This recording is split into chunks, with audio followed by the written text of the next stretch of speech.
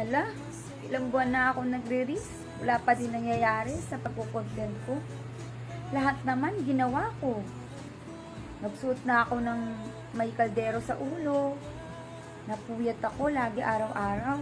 Tapos, lahat ng mga kasabayan ko, ang lalaki na ng mga followers at sumasahod na. Pero ako, hindi pa din.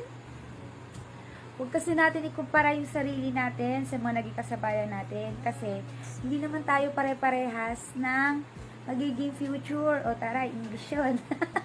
Kasi alam niyo mga kainday ko, ipagpatuloy lang natin yung ginagawa natin. Kasi, hindi naman kasi talaga pare-parehas yung usad natin at usbong. Parang bulaklak lang yan, may naiiwan at may nauuna. Kaya, focus lang tayo hanggat i-enjoy natin yung ginagawa natin.